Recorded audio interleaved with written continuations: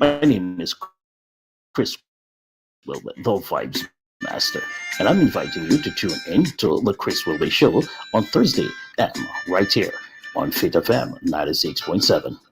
It's the international show with a Jamaican vibe where information and music exist in harmony. It is music, current affairs, issues affecting relationship, and the hot topic of the week. So come on board, sit back, relax, be informed while being entertained. It's the Chris Wilby Show every Thursday at 6 p.m. on Fit FM 96.7. Your life, your music.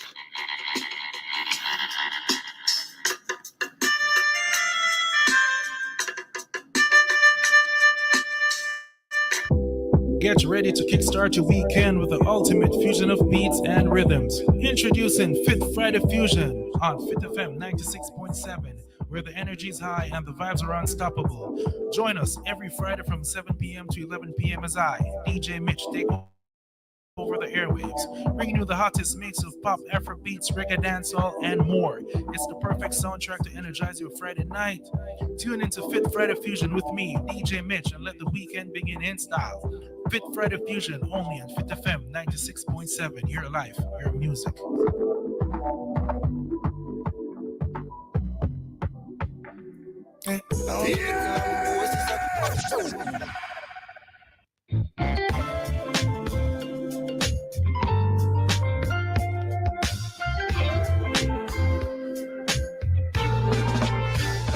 For 2 days, the 5 o'clock hour is hot on Fit FM 96.7, www.fitfmja.com. Your life, your music with Lady D, Denise Gomez, inside the zone. Catch me on Monday at 5 p.m. for the Monday Drive, keeping you in the know in the city you walk, drive, and reside. And on Friday, yes, at 5 p.m. for Center Stage, the platform where voices are heard and people connect. From abroad to yard, Trelawney, may love on you.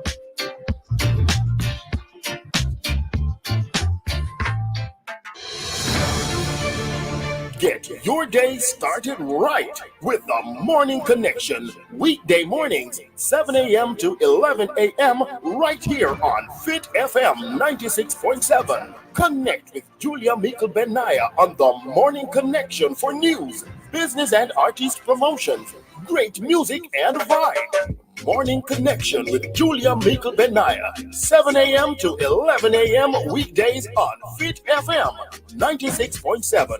Your life, your music. Fit FM is owned and operated by Communistation Company Limited, located in Stuart Castle, Duncan's Trelawney, Jamaica. We broadcast on FM 96.7 locally and is heard worldwide on fitfmja.com.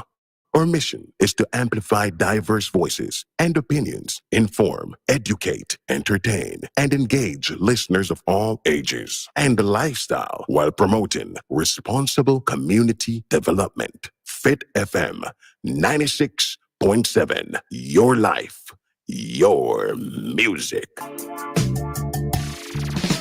Blessings and light. This is Aymara, the musical revolutionary.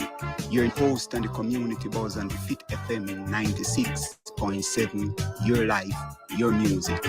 This and every Monday at 3 p.m. From the home to the community to the wide. Let us be the change we want to see. Join me this and every Monday at 3 p.m. on the community buzz on Fit FM 96.7. Your life, your music.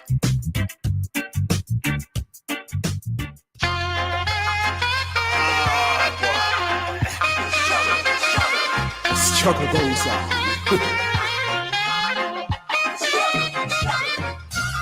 We are the builders of the pyramids. We are the builders of the stone cities of Zimbabwe. We build them White House. We build them factories. With blood, with sweat, with tears. With flesh, with bones. Them use build them economy. Now them want come con you and me. With them science and them technology. We make them take with knowledge. No, them are deafly. Them are blindly. We are walk, we are ride, we are drive, we are fly. Nah, look, nah, see. Eyes focus on the screen of an iPhone, Galaxy, tablet, Blackberry. Wake up, look. Uno no sister them are very weak. Ancestors crying out. Them are weak. You see, we heading back to slavery. Robotic, digital, technological slavery. The rich take them session, call it recession, left the world in depression. Legal and illegal drugs and alcohol on the rise, in dear interest. To our demise, we patronize, now become marginalized, make fools seem wise, because we abide them lies and sell with lies. Prostitute, you know, our sons, daughters, and wives. Marcus did rise, Sam Sharp did rise, Bogle did rise, Taki did rise, Queen and Zinga did rise, Harriet Tubman rise, Rosa Parks rise, Malcolm X rise, Frederick Douglass rise, ancestors rise. Elaine Thomas said, Aymara, rise, organize, mobilize, visualize. Stop, look through for them eyes and through your own eyes. Give them back them gadgets. Free yourself from debt. The robot. Yes. This is the Community Buzz and Fit FM 96.7, your life, your music. Yes, and we give thanks to be here another Monday afternoon. Right? We have 2 hours left before polling station close. Zane. So I hope the people them go out and do what them have to do. Right?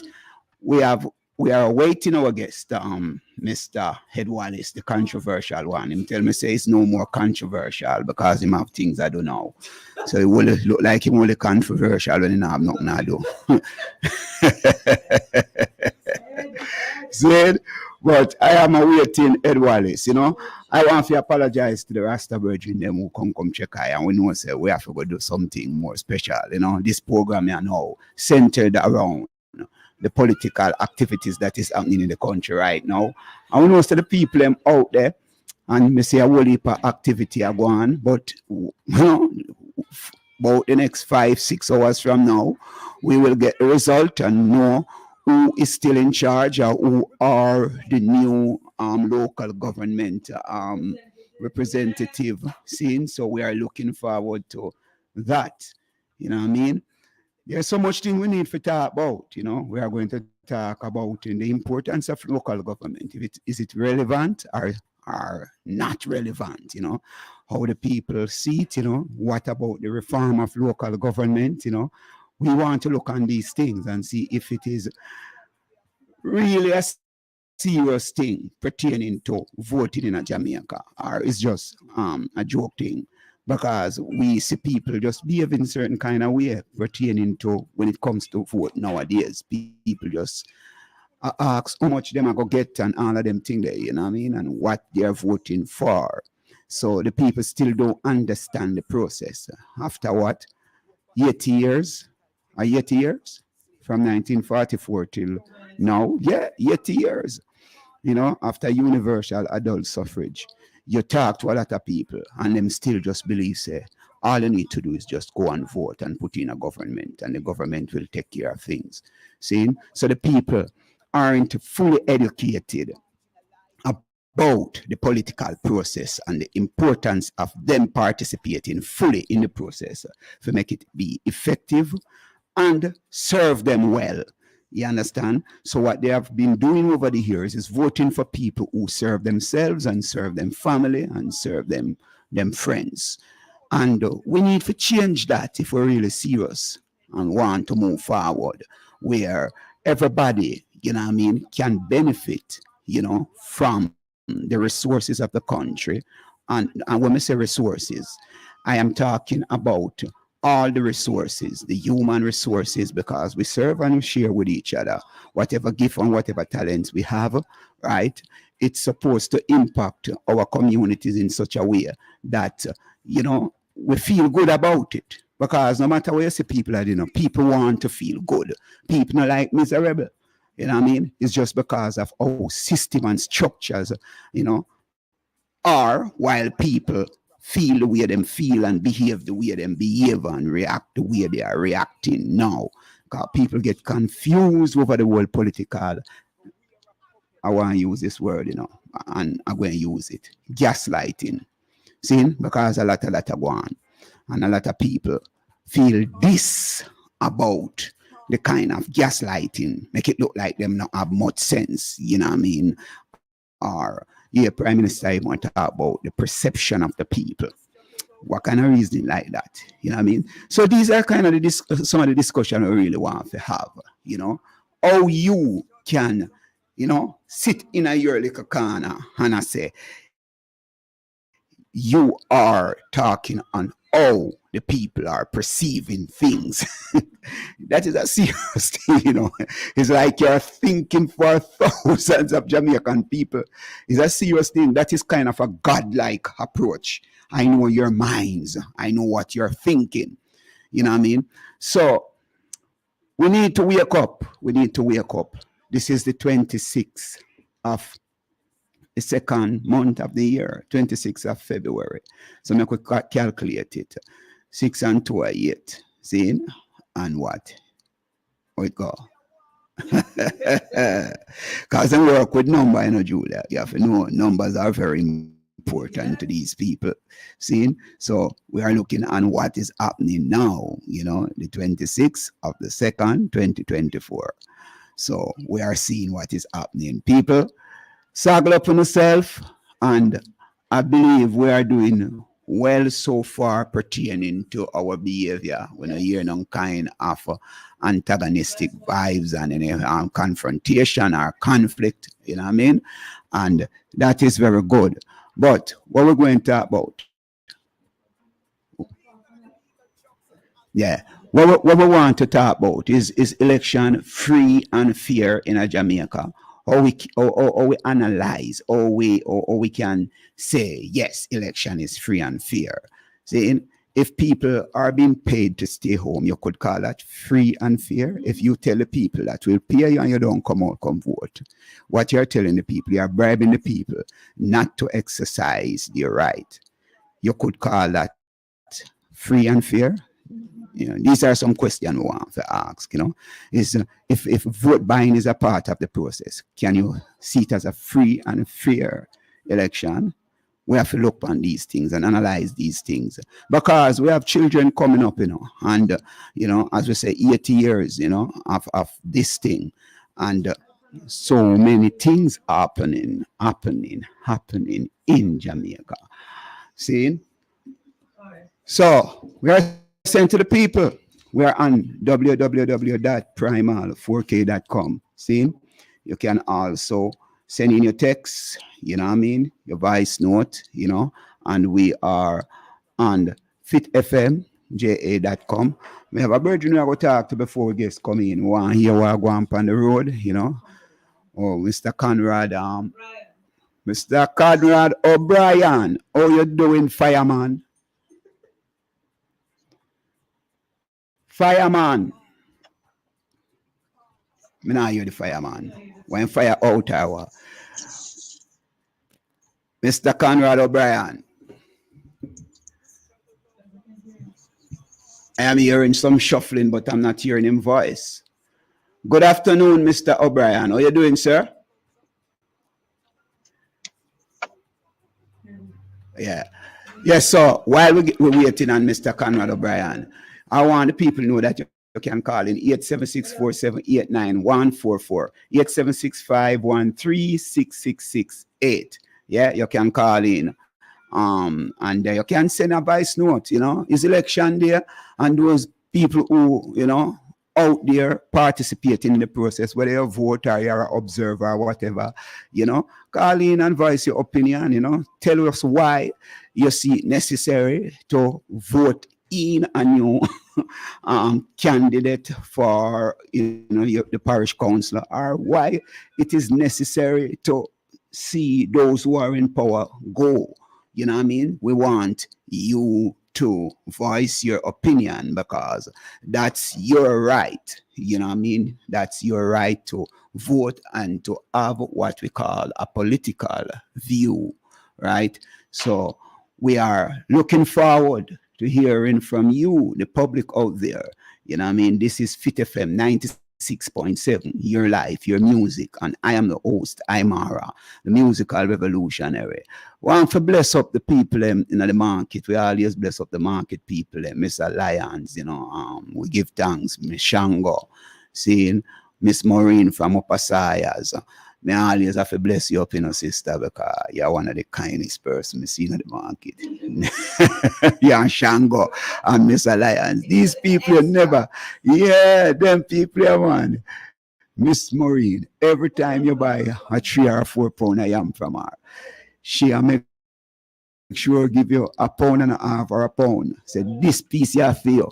You know what I mean? And these are something that we must, really show respect. And I don't know, rich people is the ordinary people who give out of the little that they have. This is what we call love in Jamaica. And love is action. How you doing, fireman? Mr. Conrad O'Brien from New Start 93 FM. The fireman. Oh, yeah, say, Papa. I am doing great. We are here in Fit FM Studio 96.7, your life, your music, and we are observing what is taking place, with this election, local government election. From your observation on the road, what is happening? What is your eye of changing? Well, certainly good afternoon to you and your listeners. Yes. As usual, my brother. I finished broadcasting at 12 o'clock and I was getting a lot of reports. Yes. The reports that I received so far, well, at that point, up until 12 o'clock, the voting was not as robust as one would like in a number of the divisions. Okay. In Kingston and St. Andrew. Okay. But after that, I get to, while being on the road, I've seen where the numbers seem to be picking up and both the PNP yes. and the Labour Party seems to be getting out some of the voters. Yes. I must say that for those areas that I visited, yes. the sale that seems to be with the People's National Party at that particular time. I've also journeyed to Spanish Town. Yeah. The mayor Scott of division. The polling station that I visited. Yeah. That one at Greendale, right at the entrance of Greendale there at the church. At that point it seems to be even Steven. Okay. There, both the Jamaica Labour Party and the PNP were taking out their vote at that time. And I journeyed further into St. Catherine, that's in the constituency that is represented by Warmington. Okay. And there is the Church Pen division. Yes. That's a strong Jamaica Labour Party division. Yes. Led by the name of Natalie Ho. She's representing the PNP there. Yes. She has spent most of her time overseas. So from my early analysis, I did not expect her to do very, very well there. And based on what I'm seeing from the JLP side, in that particular division, the Church Pen division, this is that one will hold for the Jamaica Labour Party. Journey further into the town of OW, there's a young man there named O'Brien that is challenging for the PNP. And the crowd there seems to be quite robust, a lot of PNP colors out. So I don't know what to say because I haven't got any numbers so far. I went to Old Harbour Division that is now represented by the Jamaica Labour Party. A guy goes by the name of Brass. There's He's being challenged by the constituency chairman, Dr. Wall of the PNP. He is a central government standard bearer, but he's running in the Old Harbour West constituency division. And from all accounts, that one seems as if it's just done and dusted. Look like one that the PNP will be taking away from the Jamaica Labour Party. And you go to Old Harbour North, where businessman and former banker Adrian Samoda representing the People's National Party against the incumbent Knight, where Adrian seems to be polling very, very strongly in that one, and it could very well flip later this evening to the People's National Party. But as I said, at that time, it was about 2 o'clock or so, or a little bit before 2. So you still have time before the close of poll. Yes. So anything could happen there. Yes. But certainly, from what we saw on the ground, Adrian seems to have been in the ascendance in the Old Harbour North there. Okay. I am now in Manchester. Wow, you're a rough man. I've not gone to any of the polling stations. I just complete the highway heading into Mandeville. Yes. And because that's where my vote is, so I am actually going to the polling station at Grove Road. Okay. In Manchester to poll my vote, so I'll be able to tell you what I'm feeling. But I have gotten some reports from my correspondents on the ground in areas in Manchester. The Walderston Division. Yes. Presently held by the Jamaica Labour Party, but it's more of a traditional PNP. They have an excellent candidate there in the name of Mr. Knight. And from all accounts, I am getting that. And that is the most certain one that I've received from anybody from either side of the divide. I gather that Walderston Division is done and dusted. So the PNP will be picking up that additional seat in Manchester. He's a very, very strong candidate there, and they have called it early in the piece. So, and that is my understanding from early on. Going into that division, talk to the people, move alongside the candidate there. That's Walderston Division, and that is in Aldershot constituency. So that's one that the PNP should pick up. The Christiana Division, that's a work in progress. Yes. People are expecting that young O'Neill could wrestle it from the former mayor under the JLP some time ago.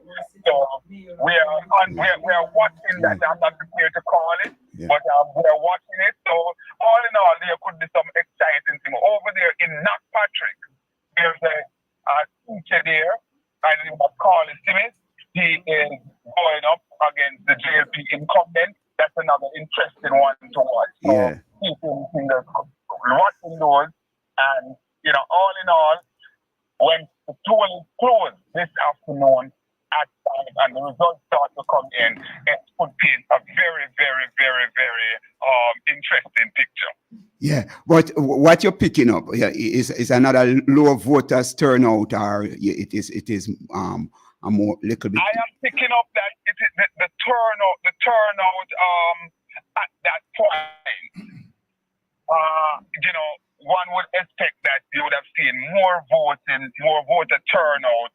But then again, it's a mixed bag, because from some area that I'm talking to people from, they are saying that the vote is quite robust there. And when you look at the exit poll for the special vote on the 22nd, we got a figure from the EOJ that said it was 39%, and then we get a revised figure of 41% turnout. So if we're to go by that number, certainly we're supposed to see an uptick. I had predicted that we could see as much as 40 to 45% turnout in the poll. Some people are hazarding a guess that we may see as much as 50%. And if that happens, then that would be a major improvement, and it would be an excellent turnout in the scheme of things. Even when you compare it with what we have been seeing within general election in the recent past. Yeah. So if if you have a higher turnout, who you believe that the vote would be in favor of if you have a higher turnout? Well,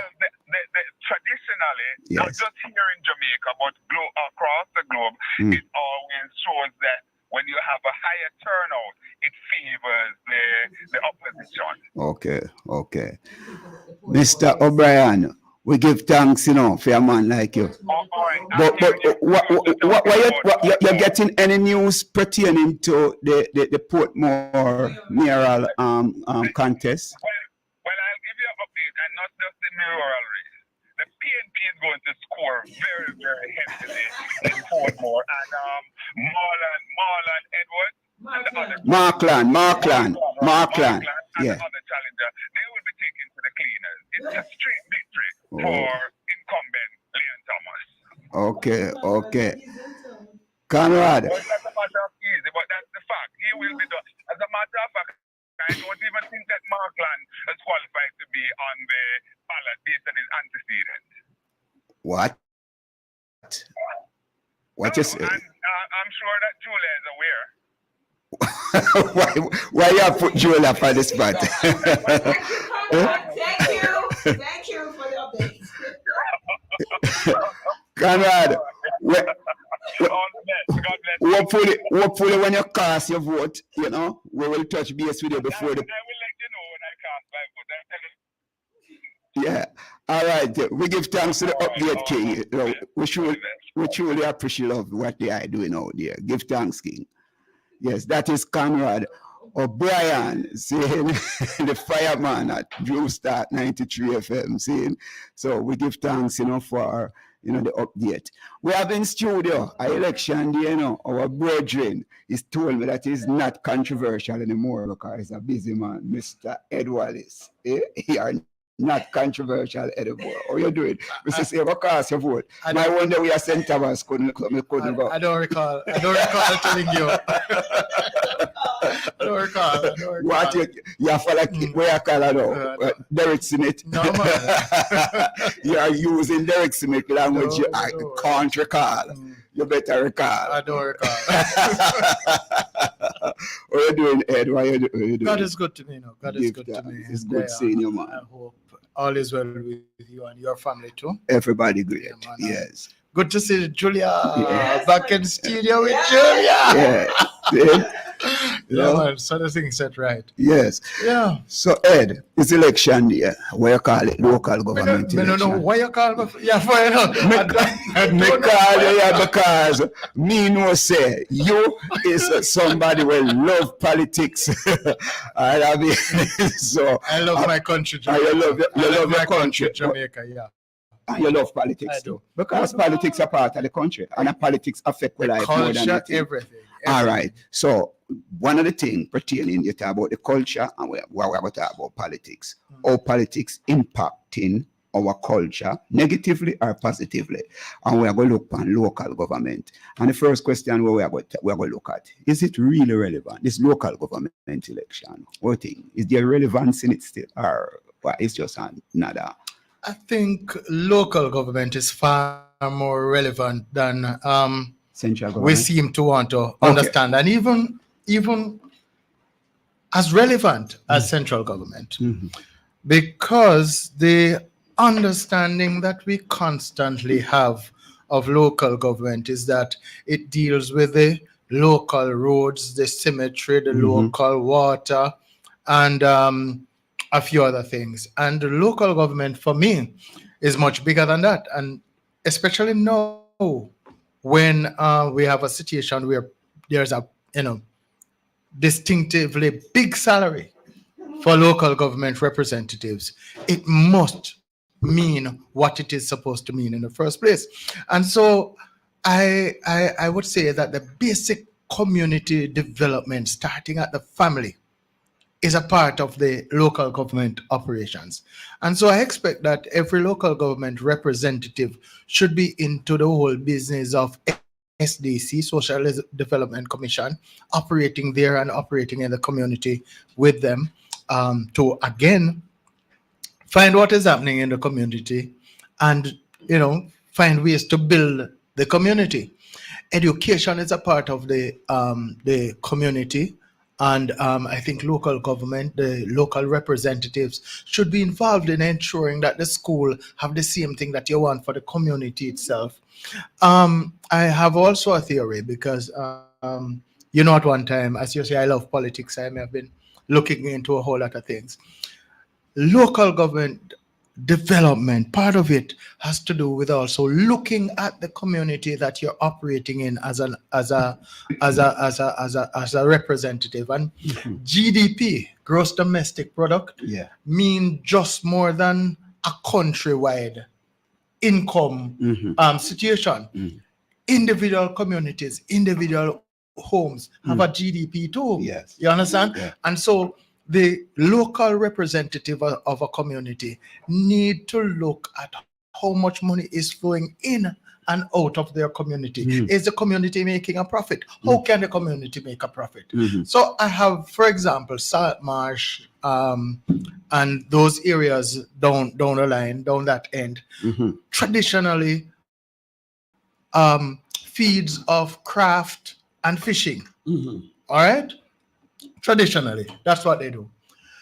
I, as a local government representative, now want to look at the Ministry of Agriculture and say, hey, how can we enhance the GDP of Saltmarsh and surrounding areas of the fisheries portfolio of the Ministry of Agriculture? How can we link with Minister Granger, the sitting Minister of Culture, and determine how we're going to develop the craft? Minister Tourism, Ed Bartlett, or had it been a PNP, I don't know who that would have been, and really delve into community development, because community development is certainly more than cemetery, road, water supply, and the other few instances that they throw into it. So it's very relevant. What you have done, you really express how it should be. That's what you have done a while ago. Especially with this $5 million salary now. Yes. With a $5 million salary, yes or no, the local representative most of the time come from the community that they're representing. True. So they must have a knowledge of all the resources available within their community. They should. You say must, but they should. Well, they should. If them really care about improving the whole aspect of the livelihood of people's lives and to make the community become more productive. You know, I had two representatives here last week, right? This was last week, Mr. Fabian and Mr. Wint, right? Independent, right? And we were looking on things that we believe could improve the livelihood and the lives of people. And it's two things it comes down back to: tourism and farming, right? And when you look on tourism right now in Jamaica, as we looking at it, especially within Falmouth right now, right?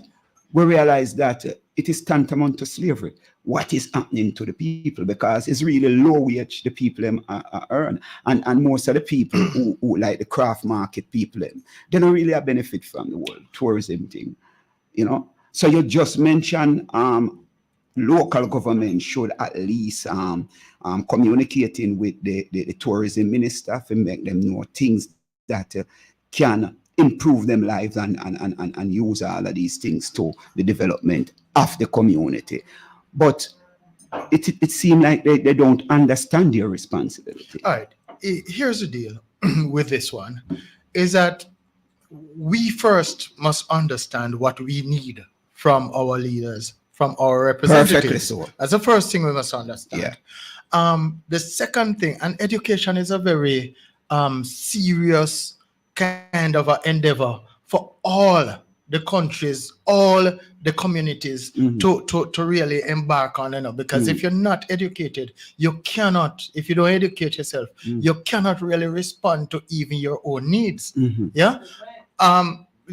For example, I mean, I hear Julia say hallelujah a while ago, but for example, you go to a doctor. If you don't know how to give him the right, communicate to him the feeling that you're having, him can't do the right diagnosis, you know. That's true. Yeah. That's And true. so it is with the community. The community itself has to have an idea of what it needs, what it wants. Mhm. So you begin at that. Okay, so you need a road, you need the water. Where you need the road for? Mhm. Why you need? Oh, we want good road. For what? Mhm. Why you want? You know, do nothing with road. Why you want for do it? No. Good road because we are farmer and we have tried. Exactly. So this is what we are because talking a road contribute to your GDP. Aye. A road bring business. Yes. And it's one of the things that I took from Tova Hamilton some time ago. I was here with you, Julia, when we spoke on radio. And I don't know if I'm quoting her right, but one of her belief was that a road is a road to development. It's always a road to. It's more than just driving on, but it's a means of development. And so when the hairdresser looks at a road, she's not looking at just driving out in and out of the community. She's also looking at the clients being able to access her shop in her community. She don't have to go Falmouth rent no big shop for no big money. Yeah. She can stay in her community because she has a good road. Not only that, she can wash the hair because she have water. So it is essential that they understand the connection between our own income, development, and all of that to understand what you're actually voting for. Who can best represent your need? Yes. So We that just is all right. We just look at that at universal adult suffrage since that happened, and we see it as 80 years now. See, and we are looking on where we are today, right? As a people, where political illiteracy seem to be at this highest level. When a people nowadays, young people, you walk around and hear a man say, whoever can pay me the highest money, I me a vote for, because me not really get nothing from politician. Not having a full understanding that 90 years ago is only those who own properties could actually vote. Now you have this franchise where you can go out and exercise your right, but you don't even understand how it came about, and you don't even understand how to exercise it. You still find yourself rather to sell it more than to even defend your own self and understand the importance of exercising that right. Well, I said to that, is that you don't have to understand the antecedents of your advantage to take advantage of your advantage. I don't know if No, you're going to break down that, you must, if you don't break it down, all right. You don't understand the antecedents of your advantage to take care All right, of. you don't understand the origin where you're this right. Well, I guess the problem I right. come from, because if you don't know where you're coming from and understand the struggle, and understand the struggle that people have been through over the years for you to come and inheriting. It's like you have a son, right? And him just come and you see a big house and you see a car, but you never train him, you never teach him the struggle where you got through. For him come and enjoy this. Okay. So him just come and him just believe say is a thing where we can just play around with. It's noble if you understand that. But what I'm saying, it is not absolutely necessary for my son to understand my struggle in order to take advantage of that house, the benefits of that house. That's what I'm saying. Yeah. And so the voter now, the man who has the vote, all he needs to understand right now as we speak is that this is a very important opportunity to participate in the development of your own life, to participate in the development of your own future. All right. So that I am not against the education in relation to roots. That's not what I'm saying. I quite agree with you as a matter of fact. But at the very minimum, we need to understand that this is a fundamental right, a fundamental advantage that we have over lots of countries in this world.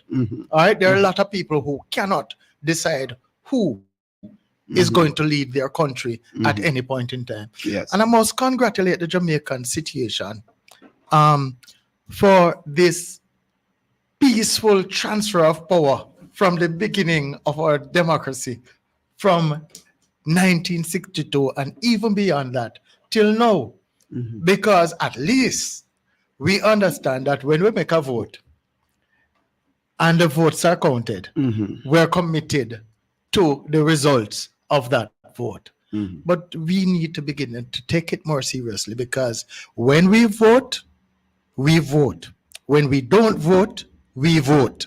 Because in effect, what we're asking people to do, other people to do, is to take the responsibility to make up or to set up what government will look like in our stead. So it's very important that people understand what is happening here and now.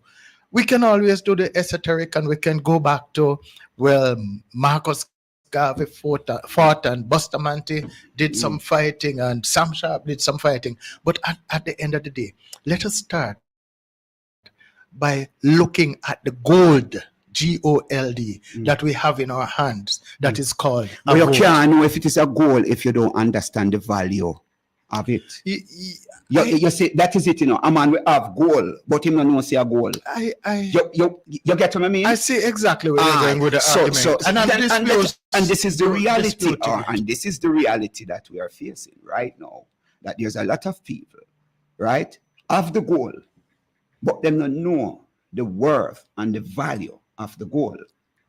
So they are playing around with it. True, right? true. Because right now, as you said, playing around, I'm sorry to cut you right there. As you said, playing around, what we're operating our politics like right now, and I'm talking about the people, I'm not even talking about the representatives yet. What we're dealing with is like is a football match. Our politics is like a football match. We go a football match where our team score a goal, win the match, and we celebrate, we drink the beer, and it's over. Politics is not like that. Politics have implication for Monday morning when people must go to school.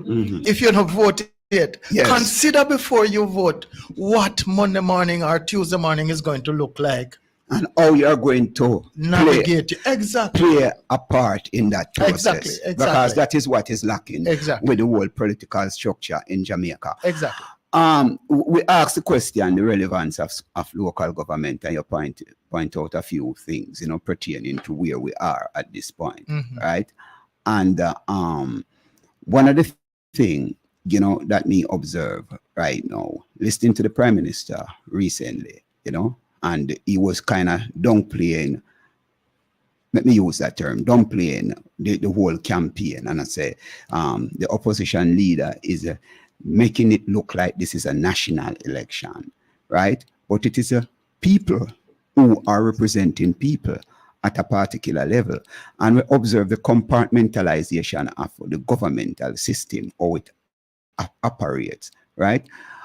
You believe we need to really reform, because it's been a while, it is on the book about local government reforming local government.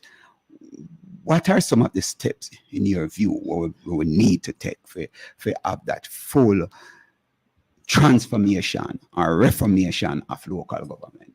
All right. So firstly, it would be funding. Local government is grossly underfunded. I've had conversations with councillors from the municipality here in Trelawney, and they tell me about a partner. We talk about partner draw, right? So you have, if my recollection serves me right, about 6 or 7 JLP councillors, but whatever the count is, if you have 5-5, let's put it at 5-5 for argument's sake.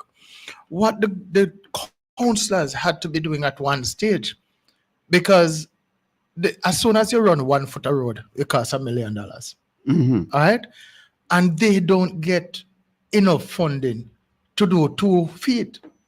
So what they have to do is to form a partner or a partnership where, whether you're PNP or you're JLP, I get $100,000, we get $100,000 a month each.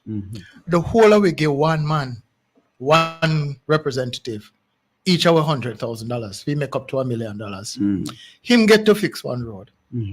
The next month subvention, all of us pile up and give that councillor the $1 million. So he get for the something. And then next month come, everybody make up, give me for them $100,000 so I can get a road done. I don't know how legitimately that operates and how it works out, but I know when it comes to the point that our local representatives with responsibility for roads have to be this creative, it is saying something.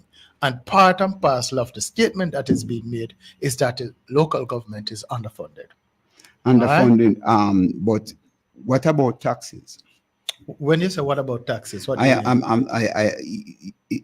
one of the things recently, maybe a couple of years ago, we talk about this division where Desmond Mackenzie come and he made a grand announcement that the Trelawney Municipal is one of the best funded municipality in the country.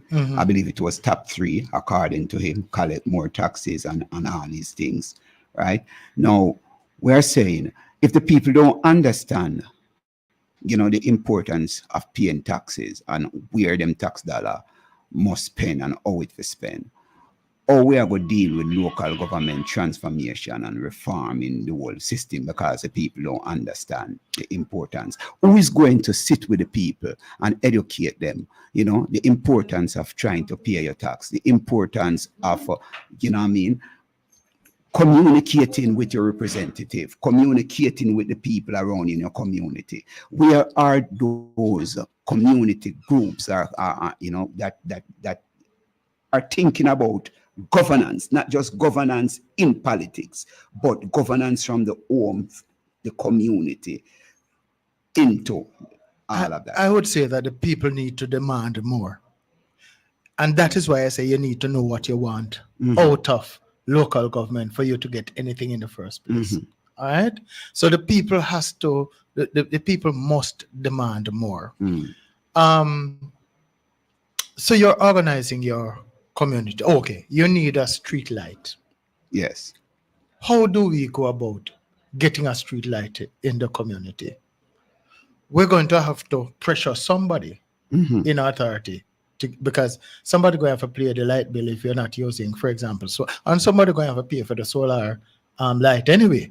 So how are we going to get that? You have to go pressure somebody. The pressure cannot be applied one. It can't be a one man applying pressure. It can't be, a single. You have to come as a community grouping to begin to ask for what you want. Yes. Yeah. 2 head better than 1. And so it is in this situation, 15, 20, 30 heads asking together, signing your petition. And that even could perhaps prevent we having to go to the extreme where we go do demonstrations in the road. But if you organize yourself as communities, you should be able to get movement. Every single thing impinge on the community and what the community wants. And I don't think we can continue to play the whole thing of beauty contest and me like the man there. And we must begin to think about productivity and getting what we need to get out of local government. But you just make a very important point pertaining to me like the man there. But isn't that where the minds of the people are dilated still? People not thinking, then just think about the color of the party where them support or them come up over the years and my grandmother support this and me a dilated PMP and me a dilated Labour. And even when them vote for maybe change our policy and them see it now work in their best interest, them still go back and cast vote. I don't know if it was 1997 or 1992. I'm not so sure which election. But former Prime Minister P.J. Patterson, after the election, which he won, PNP won, came out and said it wasn't a landslide that he would have wanted. And his response to the results of those elections was that the voter, the electorate, is becoming a little bit more sophisticated. And I figure more or less that from that time till now, there has been a little bit more sophistication in the electorate. The people who normally would have been just so dire, they're taking their own time and feeding out now. A different politics is on the horizon, and I see it. I don't know if anybody else see it coming, but I see it coming. Is it for the better? Because what I am picking up now, is that people are voting now for personal benefit rather than for a policy-wise system. That is what I'm picking up. It's like the politics that we are observing now, from 1989 till now, right? The politics that I'm observing is not ideological anymore. It is more personality politics, from the PGA to the Porsche to the Bruce. Personality, you say? Personality politics. When you observe it right now, right? Between the two parties, there is no ideological difference. But politics has always been about personalities. Yes, but I am saying, but it is as more, a component. Yeah, but it is more centered now around a person rather than an ideology, an idea, policy system, where people can say, make we calculate the policy and the structure of how the system operating. Is it operating? Because people not, let me finish this point. I don't believe people are having discussion around that. Most of the voters. If you go to the street now, you hear a man and say, boy, and Mark Jefferson Golden, I hear a man and say, bro God. But ask them the policies of the two leaders. Explain the difference about these two leaders. Well, let me tell you something. Pay attention to that. I'm not going to try to explain the difference between them. What I'm going to do is justify my argument that the politics is all set for a change. If you recognize, and you may not, but I give him credit, the current Prime Minister, Andrew Holness. Yeah. What he has been doing, even on his campaign, is emphasizing the economic gains, macro though they be, the economic gains that we have had under his administration, how he sees it. And he has been asking people ever since this election come up to focus on the economy and what has been happening with the economy, the development. So that is why one of the reasons why I'm saying that I see on the horizon a change in terms of how people will be sensitized towards politics.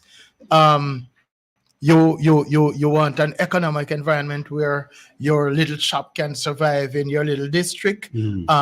This is how we're going to get it done, as opposed to my team that me orange or me green, and the politics is it's slow, but it's changing. Changing in which in a positive? No, in a positive. I use the word positive. I don't want to use the word positive. In which direction? So no, you're going to have to give me a reference point. So the direction that for me to point. I'm not talking about positive because that is a vague word. See? So when we say direction, if the people lacking political wisdom, right, not comprehending clearly where, as the Prime Minister is saying that the people are perceiving him, using this term constantly, the perception of the people, right? Now, if you say it is changing into a new direction, right? I am saying the people feel that they're tired of, much as we talk about how much employment is around, but the employment is just tantamount to slavery. Right? Yeah, it is the reality. It's the reality. Is even the governor of the bank about 2 days came out and made a statement to it that you have to find a way to lift the standard of living for the people. You could talk about employment, and that is one of the things with the Prime Minister a campaign on. How much employment, but is the employment really feasible? Is the employment really lifting the quality of the lives of the people out of poverty. Yes, me I employ. Slavery was employment, you know. Free labor was employment. Would you agree? No, may I ask you? Would you agree? No. It wasn't. It wasn't employment. What do you Not mean? for me. And it depends. I mean, we may have varying definition, but the fact of the matter The is, people, well, make me clear. The people were working, don't it? the people were Were work- enslaved. I don't know about work. Aye. So, I don't know so about the working. shift from free labor to wage labor is something we have to pay attention to, because you can pay me a wage, you know, but how much this wage help me? Well, what is the point you actually want me to address at this So the point? point that I want you to address is to clarify when you said we are moving into a new direction, and the direction is for the better mental. So what I mean by we're moving in a better direction Yeah. is that the people are looking at the ball now, if I may use an analogy, looking at the ball differently. What they're looking at is how politics, how government benefit their communities. It's going in that direction. That's what I see happening. The perception of the people as to what is success is not, it's fading from what I get in my hand. And people are now looking at, yo, that street light they put up, my daughter can come home safe for night. I'm gonna really have to fret. People are looking at those issues more now. And I think it's being driven by the argument that the current prime minister is trying to make out. Now you say people are looking at the infrastructure that is putting in place more than how they are looking on the condition of their life. That's what you're saying. No, Go but- on, get it clear. But no, you know, you've posed it in a no, I mean, just ask you. you posed No, it in a pose way. it because You're posed- you're going for your argument. I am saying that the betterment of their life is no more being associated with things like infrastructural development. That is what I'm saying to you. What I'm saying to you is that the taxi man seeing that in Carana mash up Bombard Road for gas St. Thomas sees that as better for his life.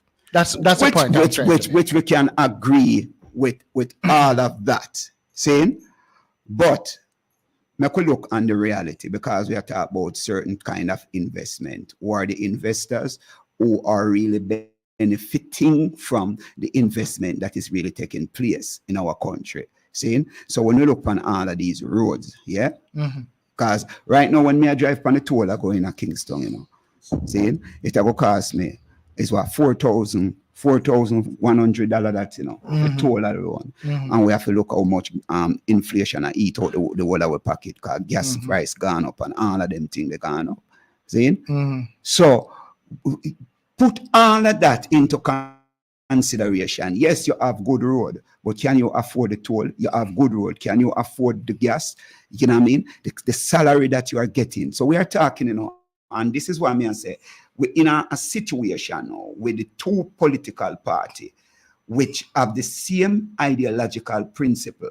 I heard Julian Robinson say something recently that the macroeconomic gain that the PMP, the GLP is having right now, it is because of their administration. That to me are defeat themselves. Because you are saying right now, yes, the government, you know, that is in power right now is having this macroeconomic gain. As somebody who may be more qualified than me, explain this macroeconomic gain and how is it benefiting the people? Because you can have a trickle-down economy, which is what capitalism is about. And this trickle-down thing, it not make people have that kind of confidence about themselves. It not uplift you. You understand what trickle down really mean? Yes, I do. All right. So if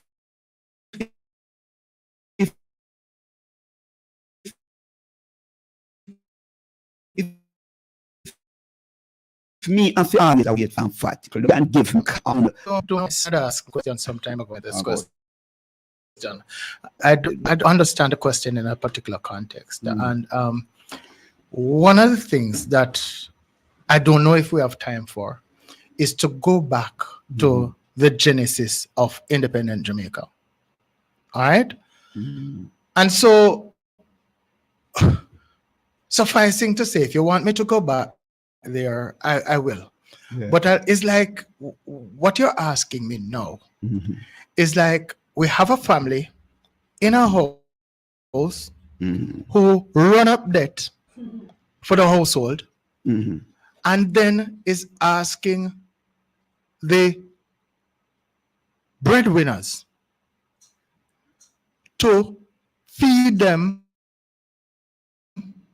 without any fear regard for the debt. When in fact, if the debt comes down, if we wait, if we what should I say, delay our gratification for a little bit, if we delay our gratification, eventually that macro, that house paying down all the debt and all of that macro outlook will eventually redound to a point where we can actually begin now to feed ice cream and pizzas and all that kind of thing in the house. And that's an oversimplification of what I want to say. But it cannot be that we had everything positive in terms of our economy at 1969, 1970, 1971, 1972, 73, 74. We run down the economy as of that and then expect to be fed in the same way without producing more and without doing more things to make the pie grow. All right. Yes. Blessings, Conrad. I have in the studio with me Mr. Ed Wallace. So, how you doing, sir? Oh, Ed. You know Ed Wallace? Maybe it's another Ed Wallace, but we have an Ed Wallace here with a brilliant mind, political mind. So we just tell us him in the studio with us today. And say hi to Mr. Conrad O'Brien. No, Mr. Ed Wallace. Yeah, Mr. O'Brien, how you do? Ed Wallace here. Hi, Ed. How are you doing, man? God is good to me. I hope he is to you too. Yes. Absolutely. Every time. Man. Yeah. Yeah, man. So how things in your neck of the woods, Ed? Well, we didn't get a reading before we got into studio, but when I last checked, it was even Stevens in a couple of the polling stations, and that was from earlier this morning. So up to this afternoon now, I'm not so sure what is happening. I've sent out some feelers for some people to give me some feedback, but I've not gotten any yet. So we're just still on the lookout like everybody else.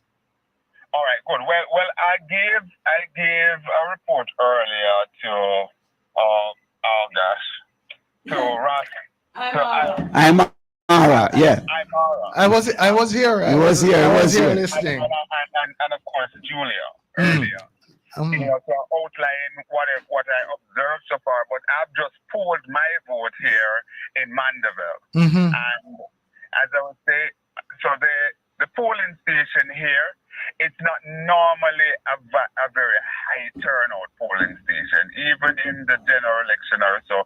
It's hovering at about 25-30% or so. That kind of turnout you always receive. And I took the time out to, conduct a little interview here just now, and I was told that they're looking at about the 30% margin so far, and we have about an hour. About an hour left before the poll closed. Yes. And the information that I received is that the PNP, based on their tally, they are maintaining a 50% lead at the moment based on the number that have casted so far. And since I'm here, I have observing and I'm seeing a number of the people I'm seeing trickling in, and indeed it's a trickling in. They seems to be favoring the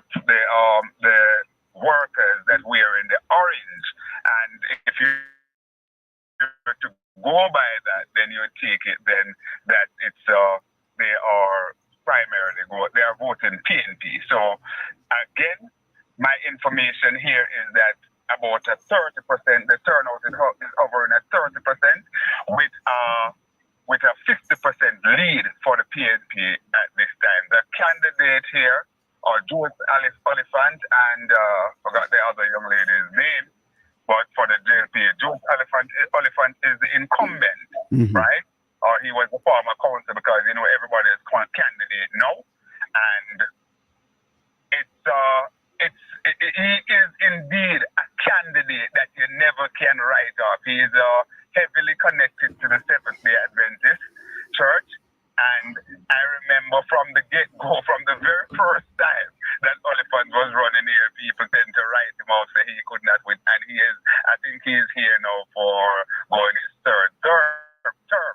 So indeed, if we're to take that, the history there, and what I'm getting from the polling station so far, he should be home and dry.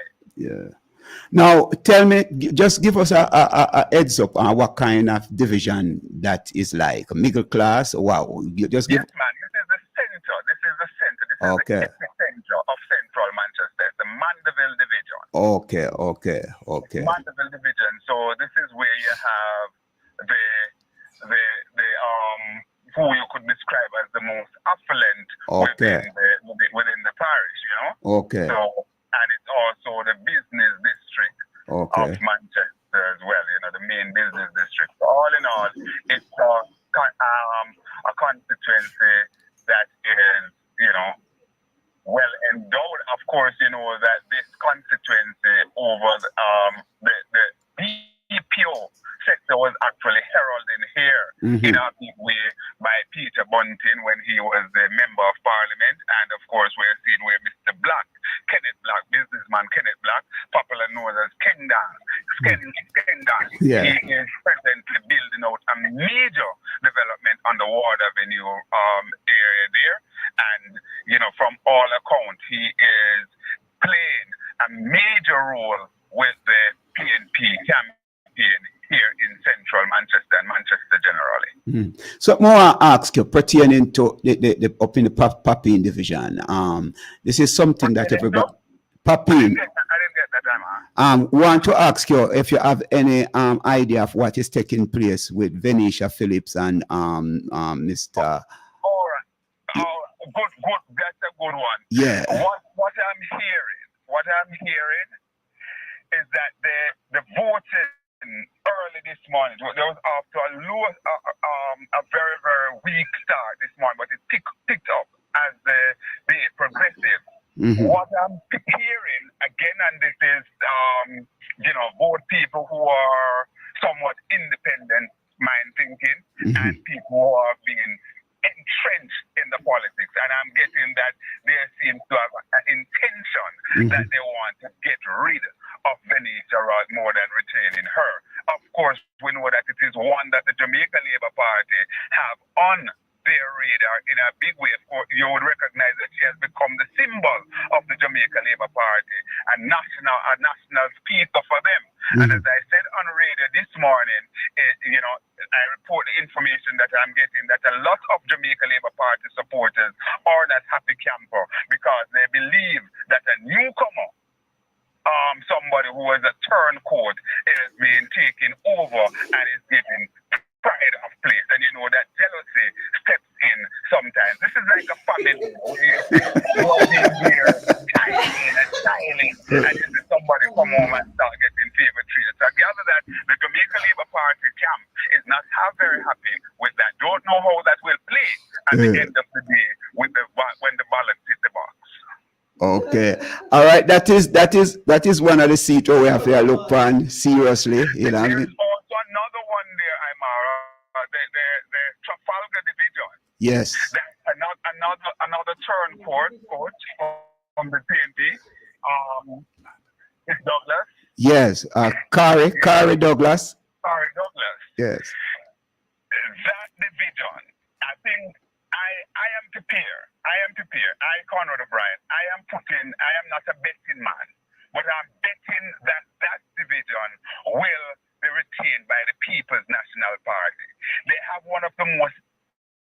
excellent young man there as a candidate for the PNP. James Clark. He speaks on as executive spokesperson and local government. He's one of the finest that you'll see anywhere across the country in the politics and both sides of the divide.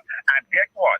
The member of parliament there, Julian Robinson, he is well loved. He is arguably the best member of parliament in Jamaica in terms of presenting his report, doing all the things and so on. And I think along with the candidate, Justice James Clark and Julian input, the PNP will ramp home with that one in the Trafalgar division.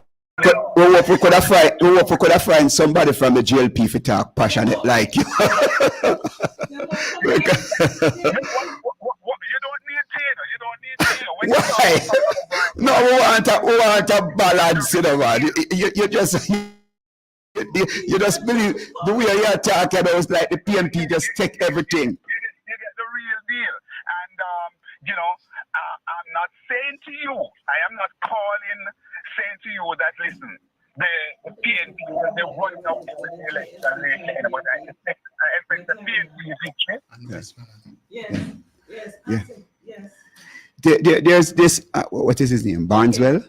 Oh, no, Barneswell. I forgot the brethren name. You know? There's this brethren. Say, Ed, it's something we need to talk about, you know. Mr. This crossing floor thing in politics. Is that justified thing? Or a constituents that vote for you, because the constituents vote for you, and you just cross. I never vote for you as a GLP, but you just decide say I go cross over. That kind. I know it's your program and you are the man who runs things here. But may I ask a favor of Ed? Yes. And yourself, you can win. Yeah. You guys are down there in the the more westerly part of the island. Yeah. And there are 3 former PNP councillors, James, I think one of them is James, one is Miles, and then you have Jimmy. I hear your question before you let it out. But the truth of the matter is that we here are conclaved like a papal election. We are locked in. We're depending on you to feed us some information. In fact, we were going to ask you if you were hearing anything in relation to. Well, I'll tell you what I have spoken to senior operatives down there in the PNP. They told me that, listen, those 3 seats will come back home to the PNP. When I talk to the Labour Party supporters, they are saying that they will be taking those 3. They will take at the end of the day, they will be in the column of the Jamaica Labour Party. Now, I have not journeyed into the constituency because I like to visit divisions or constituency when I'm talking about them to speak, with some amount of clarity. Yes. For example, I've journeyed to a division that has always voted heavily or voted in favor of the Jamaica Labour Party, the Rocky Point division held by the mayor of Clarendon and Winston Mirage at this time, and there's a lady there that called that her name is her name is Wilson Pinnett, and she seems to be doing something down there, and for the first time that division is basically getting some traction and is on the radar that it could flip for the People's National Party. That's what I picked up on the ground. As to whether or not the people will do the business today to herald her into office in the Clarendon Municipal Corporation, that's another story. Yes, but certainly there is a buzz there. So I can't speak with any real definitive clarity on the Westmoreland thing, apart from the fact that from all indication, a number of people had stayed home from the People's National Party in the last election, and we get the impression, or we're hearing, based on the polls and other pundits, that the PNP base has resuscitated. So that could probably take them home, and that's why I asked you guys who are down here to give me a feel. All right, Mr. O'Brien, we thank you, fireman. We thank you for the update again. And we don't know if we're going to have some All the best. God bless you all. love and life. Blessings. Yeah. Julia, play a piece of music and make we, kind of cool it off, and then we come forward and, Free your mind. Remove the shackles and chains from your brains. Look within, see what you find. Liberate your mind. It's freedom time. A freedom time, it's time to free your mind. A freedom time, it's time to free your mind. A freedom time, it's time to free your mind. A freedom time, it's time to free your mind. Freedom, freedom, oh, freedom. I tell them about freedom, freedom, oh, freedom. Yeah, me. Sure. Gotta go to a higher heights, gotta go to a higher plane. Gotta break those mental chains, gotta take them from your brain. If you could elevate your mind, then you'll never ever be the same. Same thing's gonna change. You're gonna light the flame. You're not gonna play the game. So strange. Take away the pain. Take away the pain. Rearrange. Break the chain. You'll never be the same again. It's called freedom. Freedom. Oh, freedom. Rastaman, I tell them about freedom. Freedom. Oh, freedom. Take charge of your physical and your spiritual. Take charge of your mental. Finding some affinity with divinity. That is fundamental. Try to be influential. Reset your mindset, reach your potential. Freedom is essential. Free like a freestyle pan an instrumental. No make nobody use you and abuse you and I try confuse you. No make nobody fool you and I school you. Just trying to rule you. Freedom, freedom, oh freedom. That is what I'm talking about. Freedom, freedom, oh freedom.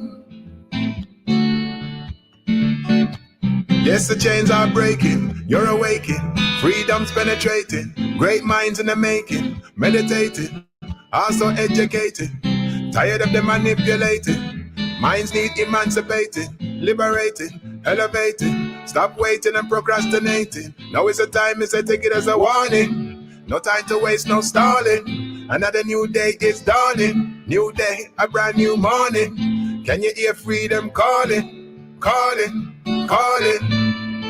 Free your mind. Free your mind. Yes, welcome forward to the Community Buzz and Fit FM. It's election day, local government election day, right? And we are here from Conrad, but we know where Conrad is. Conrad really want the PMP to take everything right now. See, we do say Conrad, I'm going to fire out everything and see everything arrange right now. See? There is still time to vote. Yeah, I'm alright. There's still time to vote. So I said to the people, go out now and vote. See, you have 45 minutes or say left in the day for go out and make sure you vote. You know what I mean? Because don't bother tomorrow morning you start say, boy, if me did no one, you know. Because sometimes some seat is just by one vote, you know.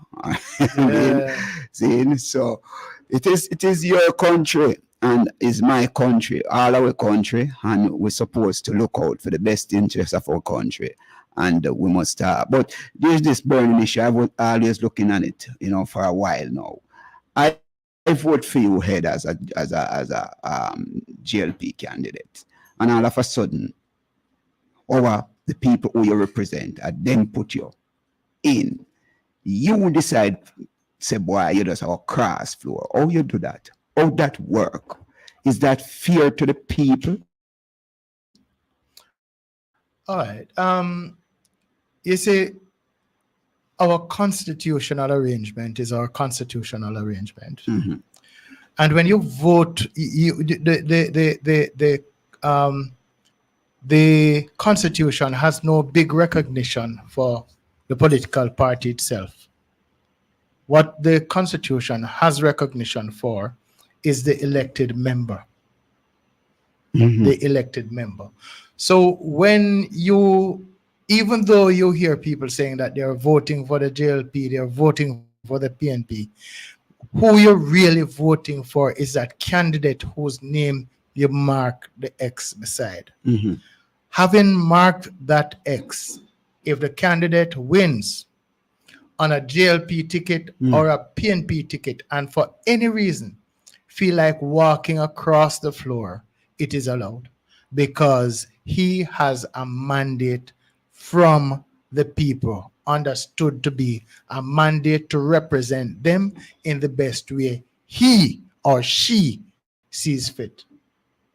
But is the people who made the decision based upon a party principle, not an individual? Nobody never vote for you, because you're not an independent.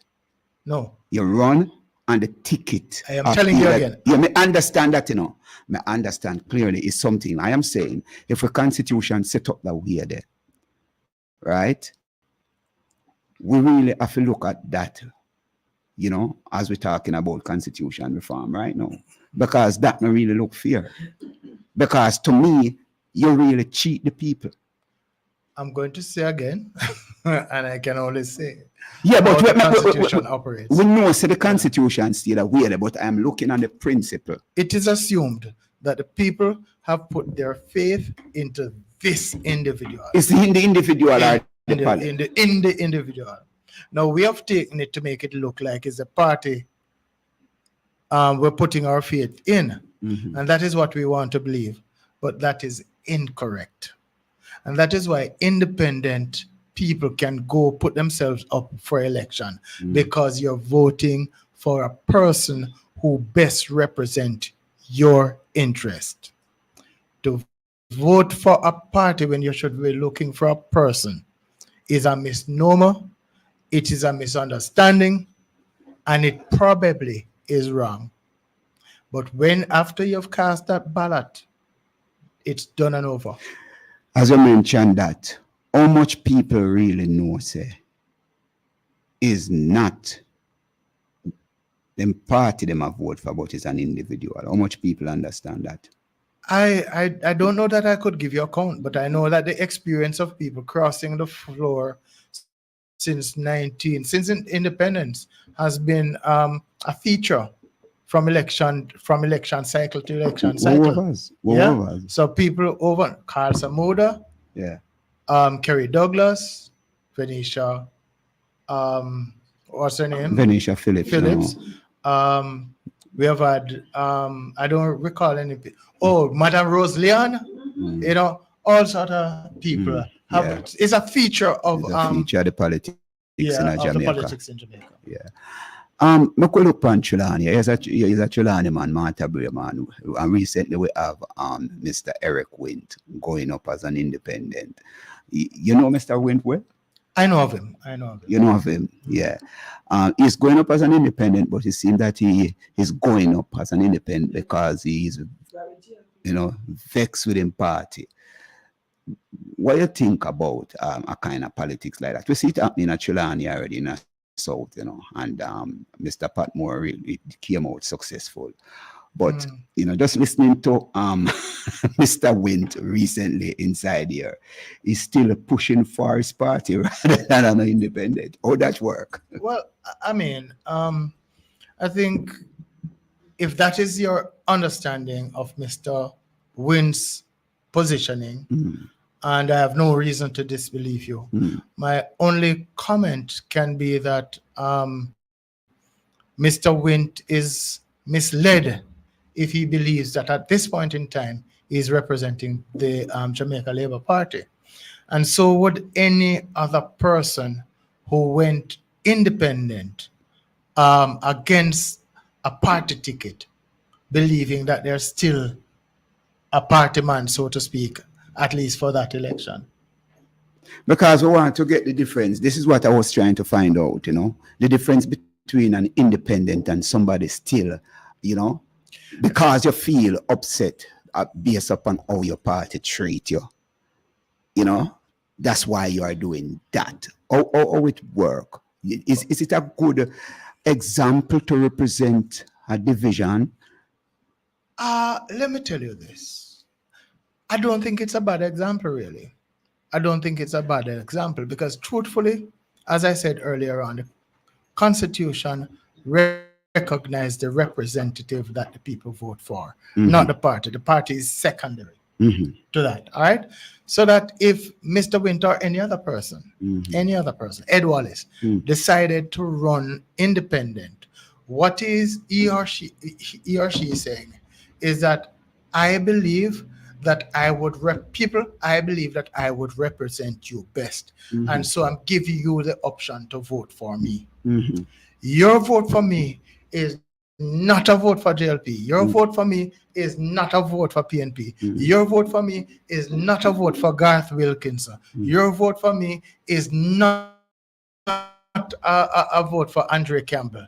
Your vote is for Ed Wallace. And that is why when we spoke earlier, I told you that the crossing of the floor is built into our constitutional arrangement and anybody can do it. As to their rationale, as to their reasoning behind doing what they do, I've always said that the main flaw, if any, of democracy, right, is that it facilitates the stupidity of the masses just as much as it facilitates its wisdom.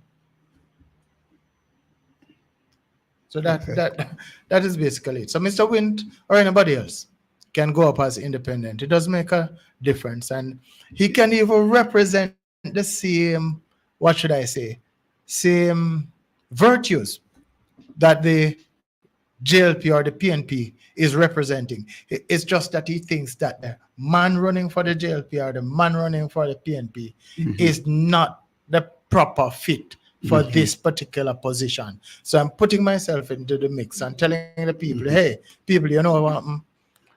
I believe this, and I believe that I can do better at this job than anybody else. Yeah. Constitution allows that. Let's do an assessment on the Trelawney municipality. Mayor, what is the mark you would have give the mayor right now in this division, you know, as a mayor? Because there's a lot of people who believe that he need to go. What is your view? All right.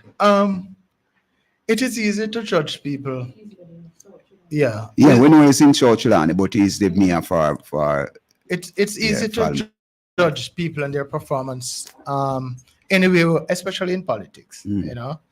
We can find any amount of variables on which we would want to judge an individual on. And with respect to the mayor, one of the first utterances I made when I came onto this program is that the council is underfunded. And if the council is underfunded, all right, to judge the performance of any councillor on an underfunded situation might not be the fairest thing that I could do. What, when you said the council is underfunded, give us some example, because you are saying that we never hear that from the mayor. I gave you the example. No, we never hear that. We never hear that from them, that the reason why they are not performing. People speak out against them at all times. And then defend like they are doing the best that they can.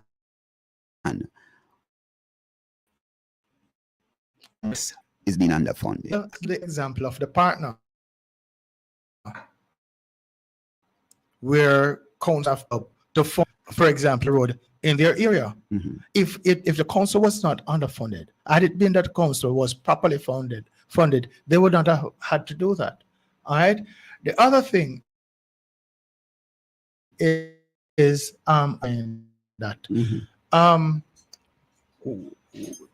when you speak, you must always speak the truth.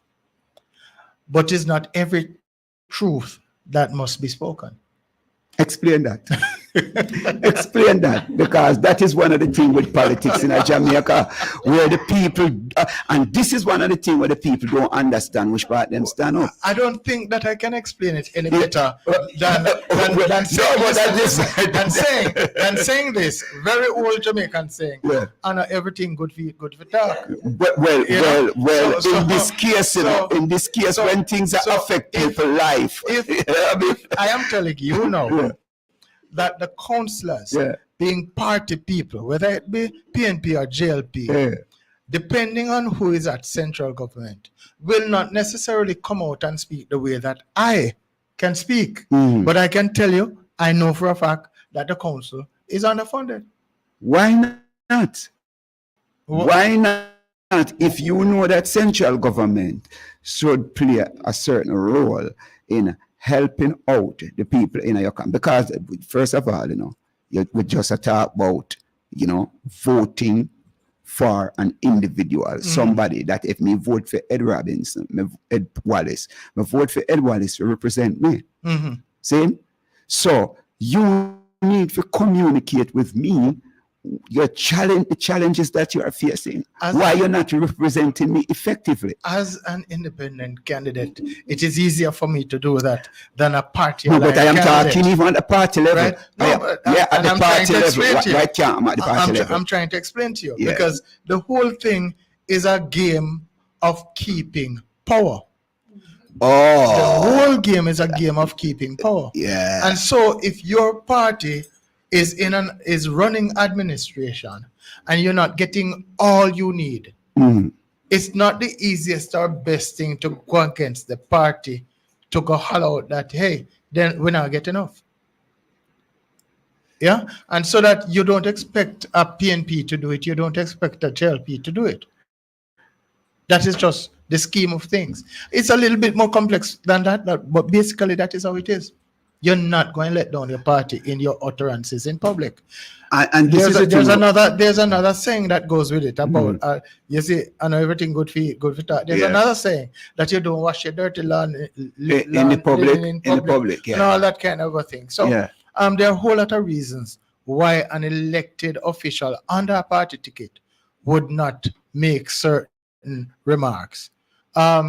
A PNP, you wouldn't expect a PNP councillor candidate to come out with his leader, Mark Golding, saying, Mark Golding can't win. We're not talking about in the case of winning. No. I'm showing you that there are certain truths, certain things that people may think that they cannot say when they're operating within the banner of an organization. That's why I respect Portia.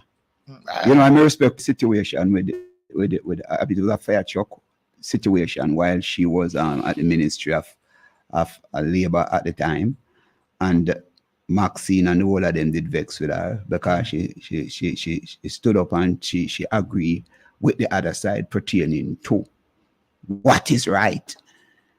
Why politics can be like that in Jamaica? Why we not look out for people who have that kind of courage, that kind of integrity, that you are going to speak the truth because you realize that this is the truth and we need to fix this. If you think that Portia is alone in that regard, I not say she alone, but she's the person when if you check Rose Golding's record, it would be a different thing. But the fact of the matter is, everything in politics, every single thing, is done on expedience if it is not going to be heard. When I say check Bruce Golding record, I don't understand that. In terms of speaking, what is? I not talk about speaking, I talk about do. Because sometimes what Portia did do is a action that, but one time some people would talk, but what it is not it. What you're doing is putting I just say it in a clear way because one thing is action and thing is speaking. And it sometimes can just make sense really, but really take the action you're supposed to take. It is different, when you talk. It's like you have your youth then. See? I want you to say, and just talk that they are talking, You just know say when you hear daddy look, you know what that means. You understand? So we know of a lot of people we really can talk pretty. And it's the game of politics. I don't want to get trapped in the idea of defending a Bruce Golding or anybody else. All I'm saying is that I've known of instances when he has done what ought to be done at the point when it was supposed to be done. So that Mrs. Simpson Miller doing or saying what was supposed to be done or said at the point in time when she does.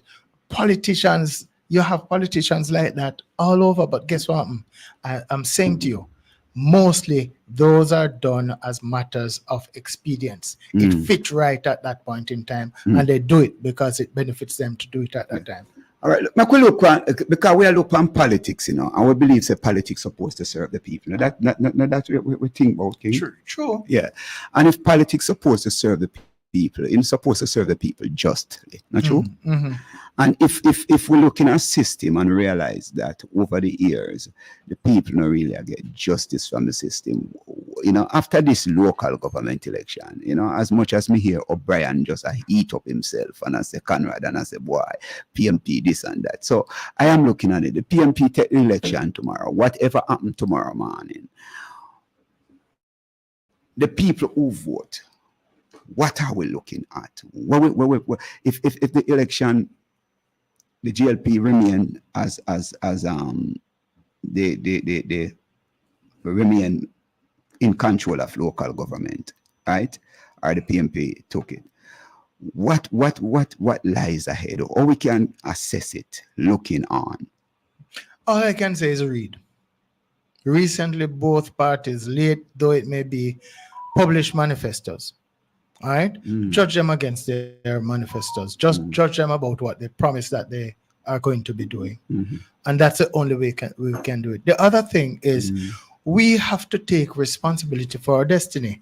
We do not put our destiny in the hands of the politicians like we've been doing since 1962. We have to take our destiny in our own hands, and that is why local government, working with community-based organizations, churches, schools, citizens associations, neighborhood watches, and all of that is extremely important. It's very important, because have you seen any gathering of the likes of the orange and the green bandwagons that have been going around?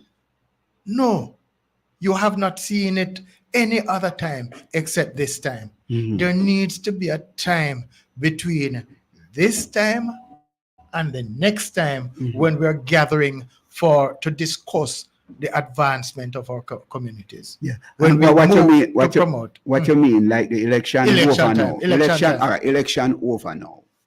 And we realize, yes, the GLP retain local government. We are saying, people, all right, this is it. We all go out and we exercise our franchise. Now it's time for us to sit down and look at what is happening. We are going to take off a party color now. We are going to talk. We are going to look upon the situation, the condition that are facing us.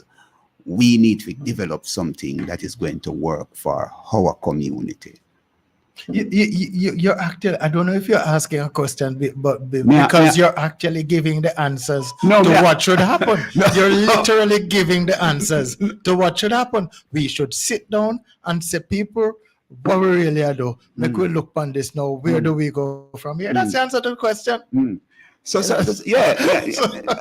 it's true. But and this is where we are saying, how long we are going to continue with this kind of divide. And we see it on the political platform. We hear the expression, and we as people maybe need to start to demand that when the comrade them address people out there, they don't just talk about comrade, or them talk about labor rights. You address the Jamaican people. And this is something, as we are talking about, from 1944 coming up. This divisiveness that is affecting our growth and our development. Because everybody talk about Lee Kuan Yew, and then forgets Lee Kuan Yew from the time 1959 up till about 1990 when he was in power. It was an unbroken kind of a structure. Jamaica got through so many twist and turn in and out, and we still there at about Singapore.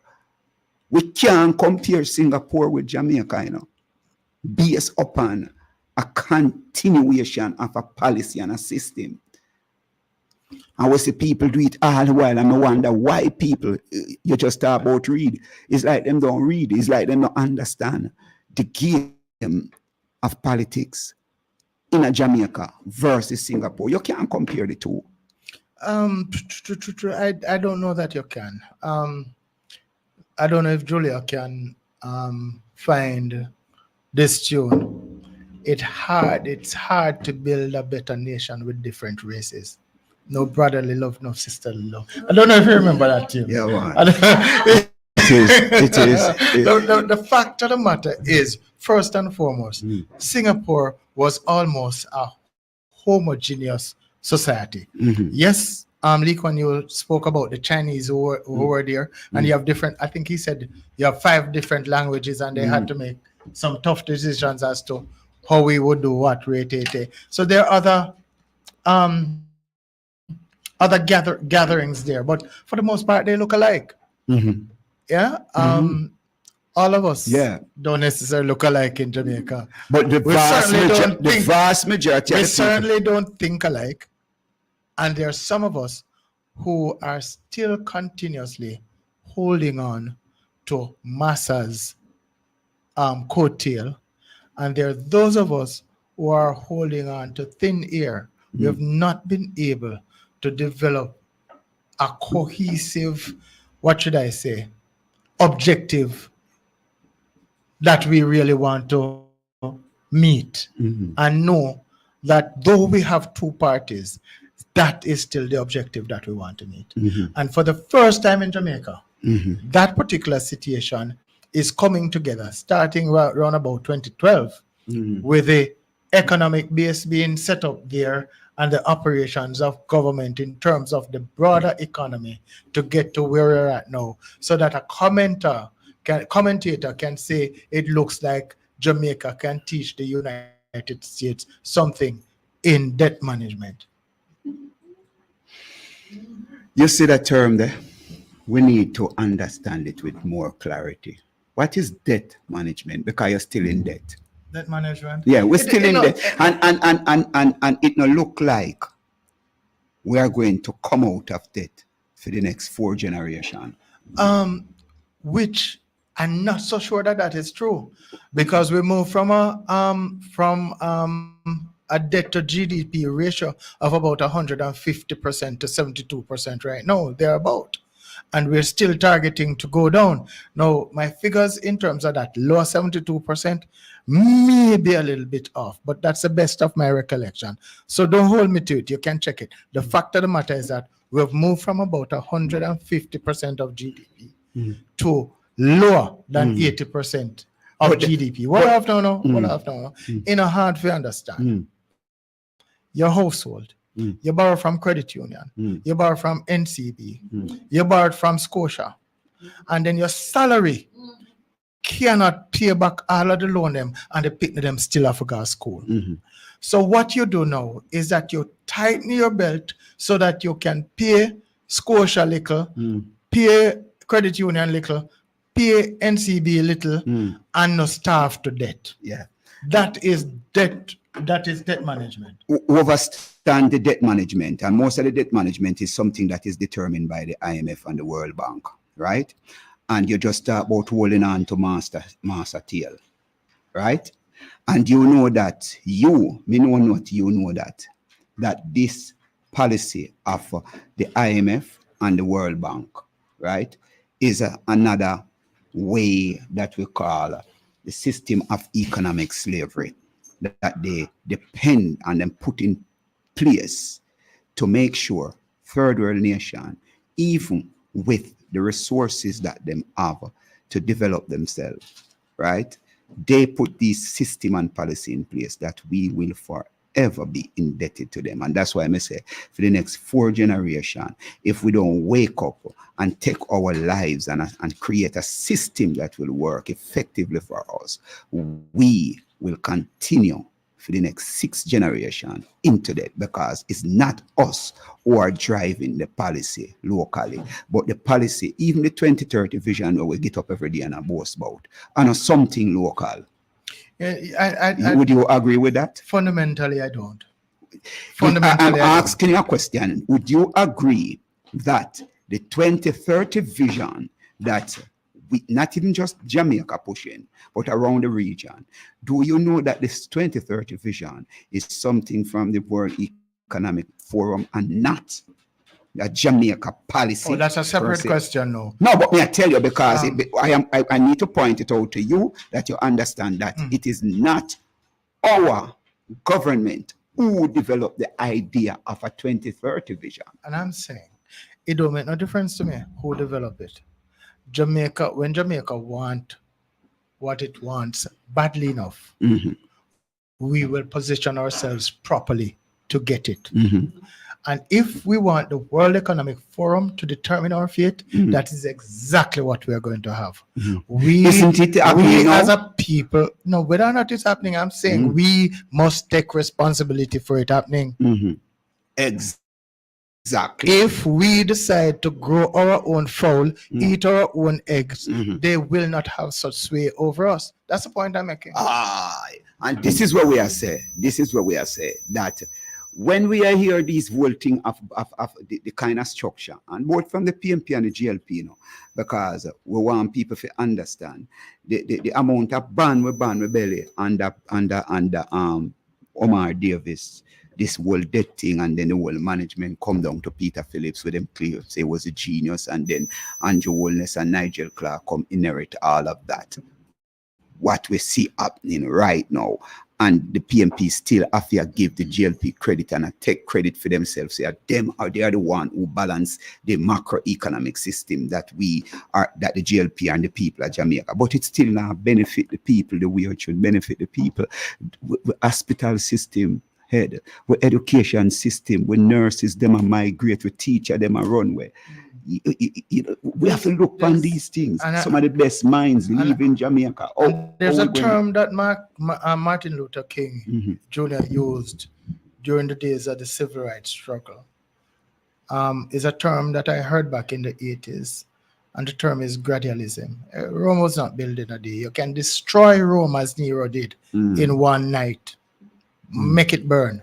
But to rebuild is a different scenario. Gradualism can be up or gradualism can be down. Which one you're talking about? Going up or down? Gradually building up. That's what I'm talking about. But if sister we're gradually going down, would you believe that?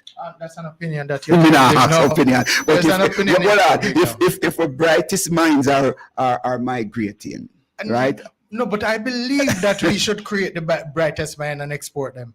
I believe that is a bad mind kind of a scenario when you can train whole heap of people and send them where, make back the remittance and train more people for the jobs that are here. I believe that is a bad mind system that holds a student loan program or send somebody go train and then you ban them for 5 years after they work for 7 years in the first place. You say they can't go nowhere else. I believe that we have some bad mind situations that are still standing from colonial days that we need to get rid of, and that is one of them. Train the people and make them go on. What's wrong with that? No, but you train people with the resources of your country. Because you're not get it back. Yes. You're not getting it back. How. Because why you're not getting it back, Ed? Why you're not getting it back? We just talk about cohesive and individualism. When a man go out, and I like say him go out for build back him country, him go out because him a look better for himself. Remit well on. This is what we are saying. And this is what we are talking about. No, you're wrong with it. You're wrong with it.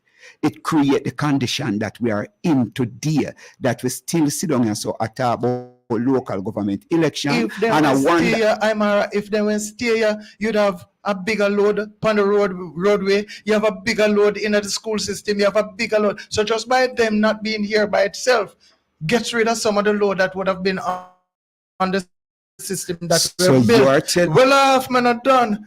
And when they go, they leave families that if I have a $10 one, they're sending it back on a monthly basis to assist with what is going on at home. You can't tell me so we lose our exploitation of labor. Yeah, well, no. You know, we need to do an assessment on. Yes, sir. We need to do an assessment on a lot of the youth who become barrel children and turn gunman and rampant crime all about the place. Because, yes, mother and father have to run away and see them go look a better life. But then youth, they never get no care, no love. So all them get is clerks, see, and then get a little remittance in them pocket. But the whole thing of keeping the family together, you see, that's why we go back to slavery sometime, you know, and come right here. So how you disrupt a family because of how the economic structure set up in your own country and the underdevelopment of the minds of our people. When we started this, I said that we could not discuss everything in the 2 hours. We might have to come back because it's not that you don't have a point, but the matter is a little bit more complex than that. And so we perhaps need another day to come. I give you the last word. I give you the last word, and you take it over, Ahmad. I'm all right. It was very, very good to be back here at Fit FM. Yeah. Very good to be here. Oh, you just have cut that wrong so bad.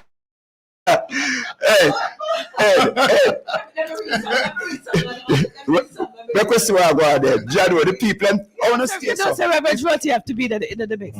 But you know, we need him in here. But we don't ask it not too bad. Okay. It is not uncommon for political parties to have different leadership styles. Oh Lord, they give me it's an epistle, you know. Yeah. Yes, epistle of J. Rotty. Yeah. Even within the same country, however, patterns in leadership can sometimes persist over time in Jamaica. Historically, trends might indicate a tendency for leadership styles to circle back to familiar patterns despite changes in leadership or party affiliations. Understanding these patterns can provide insights into the country's political landscape. That is Epistle chapter 1. Let me go verse 2 now. Verse 2, yes. Verse 2.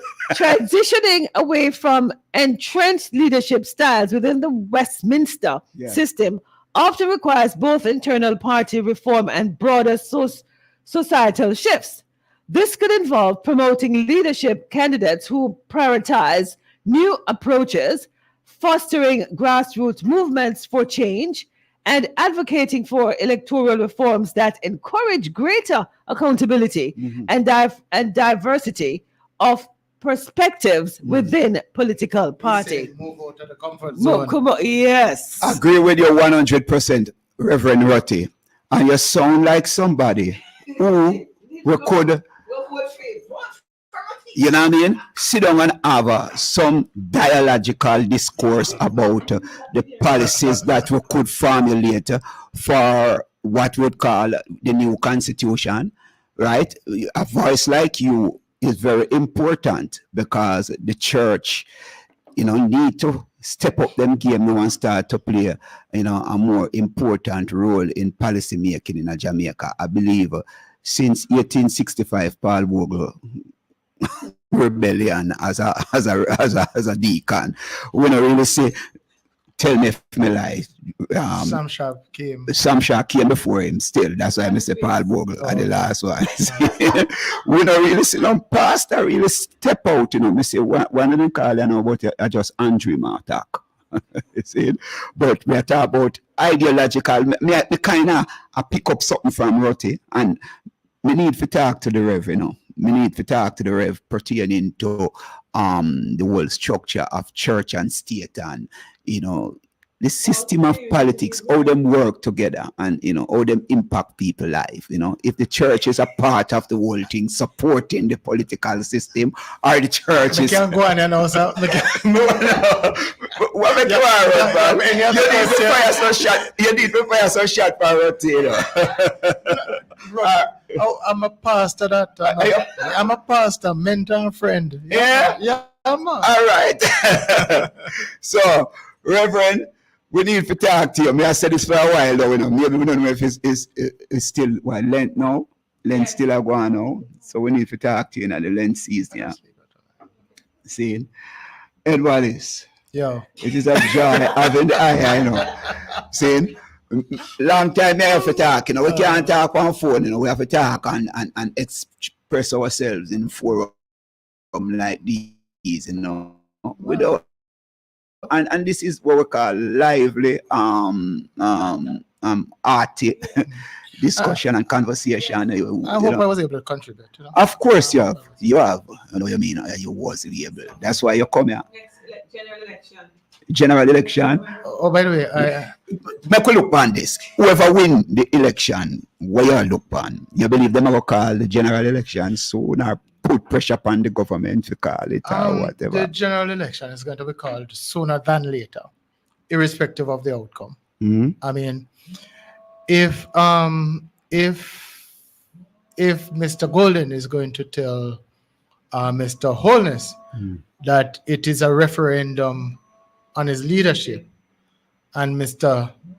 Holness is going to say it's a referendum on Mr. Golden's leadership, then something will have to give. And I see election coming sooner than later. Mm-hmm. The general election, that is. Mm-hmm.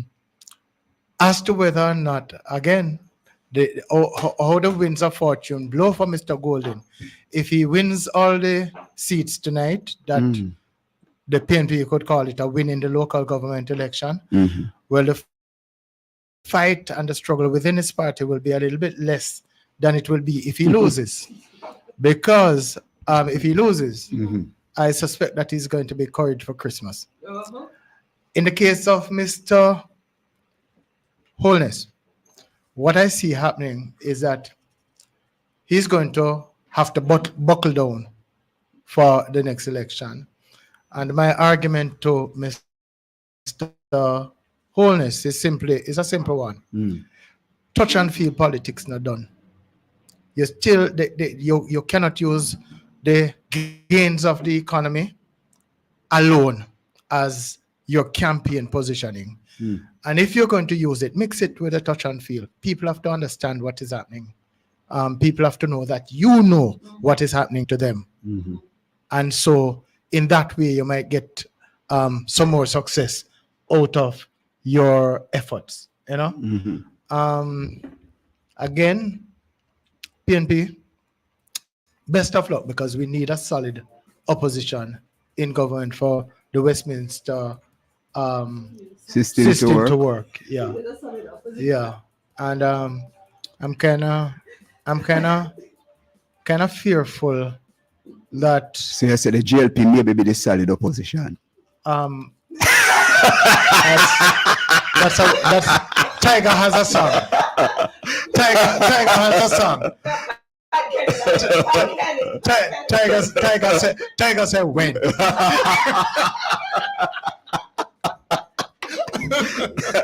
You talk about solid opposition, Some of them know where you talk about. Some of them ask either side. Thank you again, guys. Yeah. Thank you. Love and light, Yes, this has been the community buzz on Fit FM 96.7. My election there, we want to heal up the Coptic Rastaman them, seeing. Me need to drive to go check them and open them base, and just what I reason with them, because it was just a misunderstanding, and them turn up because of a discussion that I had with them at Pablo Place and thing. And I love the energy, and we definitely I go bring that kind of Naya Bingi. Julia, we have to prepare for that, because the man them did work with them big drum and them something there, and Kete. And the man work with all them because is I'm going to show the priest, man. The priest is about 75-year-old. I see the man that dance like, me I tell you, man, the man fit like a fiddle. See? So, we're going to talk Rasta, Black history, so we need to solidify it if it is next strong or further on, but I need to go check them and hear what are going with the world vibes. But we give thanks. People, them say what? We maybe about 3 minutes left before the poll close, saying, and then after that we're going to sit down and listen out, Yeah. We're going to go on Trelawny here, saying, and we're going to listen out, we're going up in the Papine area. Well, listen, we're going across the country. And tomorrow morning, whatever happen, people, we just know, say, we need to take our life in our hand as people. We need to sit down and we need to talk. We need to make the Prime Minister know what we want, whoever a lead, And we can't let them off like this. You understand? So whether it become that is Mark Jefferson Golding, the people at the grassroots level must wake up and take a stand. Too long we under the stand.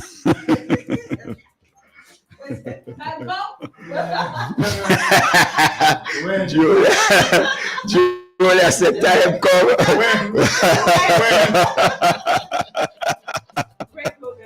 Yeah, we give thanks. See?